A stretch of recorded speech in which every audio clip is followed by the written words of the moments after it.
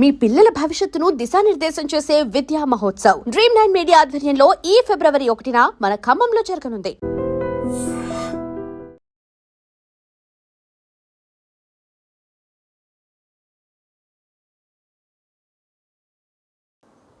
ఈటెల రాజేందర్ పేరు ఎందుకు వినిపిస్తుంది? గర్వాపసిలో ఈటెల రాజేందర్ కూడా ఉంటారు, మీరు వస్తే బాగుంటుంది అనేది ఒక బీఆర్ఎస్ నుంచి కూడా ఒక వాదన అనేది ఉందని.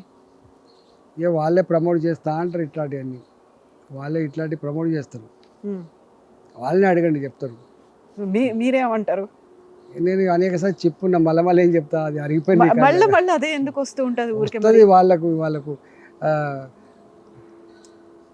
అంధకారం కనబడ్డప్పుడు, ఓకే, వాళ్ళకి అంధకారం కనబడ్డప్పుడు, లేదా వాళ్ళకు అధికారాన్ని మళ్ళీ చేజిక్కించుకోవాలంటే ఆడటం ఉన్నప్పుడు, రకరకాల అవసరాల కోసం ఇట్లాంటివి చేస్తూ ఉంటారు.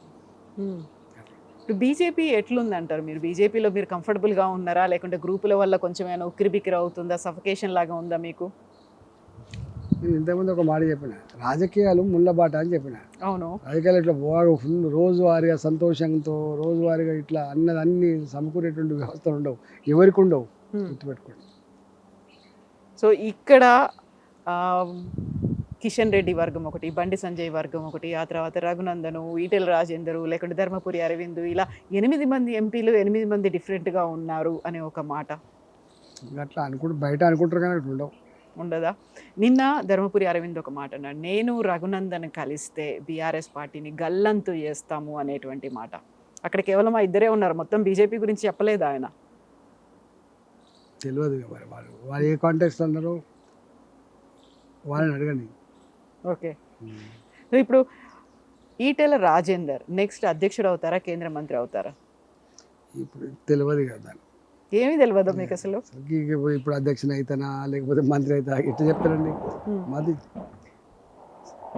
సో ప్రధానంగా రామచందర్ వచ్చిన తర్వాత కావలసినటువంటి, లేకుంటే అంత పవర్ఫుల్గా ఉండాల్సినంత బీజేపీ లేదు, అంత అగ్రెసివ్నెస్ కనిపించట్లేదు, చాలా సాఫ్ట్గా ఉండడం అనేది కలిసి రాలేదు అనేటువంటి ఒక మాట ఉంది. సో అందుకని బండి సంజయ్ని మళ్ళీ అధ్యక్షుడిగా తీసుకొస్తారు, మిమ్మల్ని కేంద్ర మంత్రిగా తీసుకెళ్తారు అనే మాట. తెలియదండి, ఏమీ తెలియదు మీకు అసలు ఏం జరుగుతుంది అసలు బీజేపీలో అనేది? రొటీన్గా మా కార్యక్రమాల్లో మేము నిమగ్నమై ఉంటాం తప్ప ఏముంటుంది. మీ కార్యక్రమాల నిమగ్నం అంటే పొద్దున వచ్చింది మొదలు ఆల్మోస్ట్ బయట ఒక 50 కార్లు ఉన్నాయి, ఒక గ్రూపులుగా ఒక 6-7 గంటలుగా వాళ్ళతో మాట్లాడినారు. అయినప్పుడు మీరు మల్కాజిగిరి ఎంపీ అయినప్పటికీ కూడా హుజురాబాద్ని అస్సలు వదులుకోదలుచుకోలేదు, హుజురాబాద్ మీద కంప్లీట్ హోల్డ్ అనేది మీరే పెట్టుకోవాలని ఉన్నది అనేది. అట్లేం ఉండదండి, మేము ఒక హుజురాబాద్కో ఒక మల్కాజిగిరికో పరిమితమైన నాయకులం కాదు కదా. మేము జనరల్గా మొత్తం తెలంగాణ వ్యాప్తంగా ఎక్కడ పోయినా ఓ తెలంగాణ ఉద్యమకాడిగా ఉంటుంది. తెలంగాణకు ఆనాడు ప్రజలకి ఎక్కడ సమస్య వచ్చినా వాలిపోయే బిడ్డగా, తెలంగాణ సమాజానికి ఎక్కడ గింత ఇబ్బంది జరిగినా పోరాటం చేసినటువంటి బిడ్డగా మాకు గుర్తింపు ఉంటుంది. రాష్ట్ర మంత్రిగా పనిచేస్తుంది, మంత్రి అంటే ఒక జిల్లాకు మంత్రి ఉన్నాడు కదా, టెక్నికల్గా జిల్లాలో ఉన్నప్పటికీ కూడా తెలంగాణ వ్యాప్తంగా పరిచయాలు ఉంటాయి కదా. ఇప్పుడు బండి సంజయ్ హుజురాబాద్ నుంచి ఆయన కంటెస్ట్ చేయాలనుకుంటున్నారు నెక్స్ట్ అసెంబ్లీ ఎన్నికల వరకు, అప్పుడు ఈటెల రాజేందర్ ఏం చేస్తారు? తెలియదు మరి నాకు, ఆయన అట్లా చేస్తుండొచ్చు ఆయన. మరి మీరేం చేస్తారు అప్పుడు? మీది నేనేం చేయాలని నేను నిర్ణయించుకుంటా. దానికి చాలా టైం ఉందా? టైం ఉంది కదా, చాలా టైం ఉంది కదా. ఇప్పుడు ఎందుకు, ఇప్పుడు ఇంకా 3 ఏళ్ళు ఉండదు ఎలక్షన్స్. సో ఈటెల రాజేందర్ బండి సంజయ్ మధ్యలో అన్ని పాసిఫై అయిపోయినాయా కరీంనగర్కి సంబంధించి? ఊహాగానాలకు సంబంధించిన ప్రశ్నలకు ఆన్సర్ ఆయన ఉండదు. సో మీడియా ముందు కూడా మాట్లాడినటువంటి మాటలు, లేకుంటే కరీంనగర్ లీడర్ల మీద ఒక ఇండైరెక్ట్గా మాకు చేసినటువంటి స్ట్రాంగ్ స్టేట్మెంట్లు, కామెంట్లు, సందర్భాన్ని బట్టి మాటలు వస్తాయి కదా. సందర్భాన్ని బట్టి, అప్పుడున్నటువంటి సర్కమ్స్టాన్సెస్ని బట్టి, అప్పుడున్న భౌతిక పరిస్థితిని బట్టి, అప్పుడున్న వాడిని బట్టి, వెడిని బట్టి, జరిగిన పరిణామాలను బట్టి మాట్లాడుతుంటాం కదా. ఆనాడు మాట్లాడి మళ్ళీ ఇలా మాట్లాడేది రేపు మాట్లాడకపోవచ్చు కదా, సందర్భాన్ని బట్టి ఉంటుంది. సో అంతా కలిసికట్టుగానే ముందుకు కలిసి వెళ్తారా?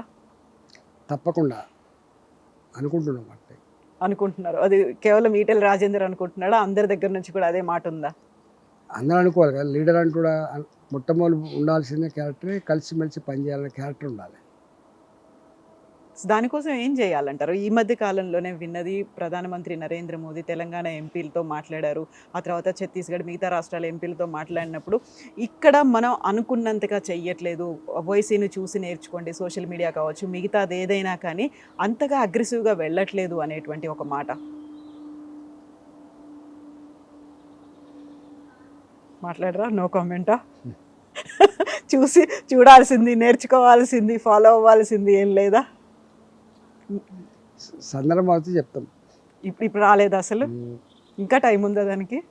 ఎంత టైం ఉండింది? ఎప్పటి వరకు ఉండొచ్చు? చెప్తాం. సో ఇప్పుడు లోకల్ బాడీ ఎలక్షన్స్ అనేవి ఉన్నాయి. ఇప్పుడు మళ్ళీ ఫోకస్ పెట్టాల్సినటువంటి అవసరం ఉంది. ఏం చెయ్యాలంటారు? తెలంగాణ బీజేపీ ఎలాంటి పిలుపునివ్వాలంటారు? కేవలం కేంద్రం దగ్గర నుంచి వచ్చి ఇక్కడ పరిశీలకులుగా వచ్చి, లేకుంటే ఇన్ఛార్జీలు వాళ్ళు చేయాలా? ఇక్కడ ఉన్నటువంటి వాళ్ళు చేయాలా? అక్కడి నుంచి పాపం మార్గదర్శకాలు చెప్తారు, అనుభవాన్ని చెప్తారు, సపోర్ట్ చేస్తారు. చేయాల్సిందంతా లోకల్గానే కదా. మున్సిపాలిటీ ఉంది, ఆ మున్సిపాలిటీ ఉన్న నాయకత్వం ఫస్ట్ స్ట్రాంగ్ ఉండాలి. వాళ్ళు నడిపేటువంటి జిల్లా నాయకత్వం స్ట్రాంగ్ ఉండాలి. అంతే తప్ప ఎక్కడో ఢిల్లీలో ఉన్న వాళ్ళకు పాపంకి మున్సిపాలిటీ ఎన్నికల దగ్గరికి వచ్చి డైరెక్ట్గా ఎన్నికల ప్రచారం చేసే ఆస్కారం కానీ స్ట్రాటజీ చేసే ఆస్కారం అవసరం లేదు. లోకల్ ఇంటర్ చేసుకుంటారు. ఓకే.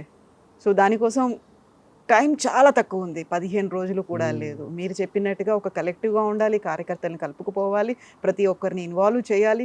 ఈ టైం సరిపోతుందంటారా?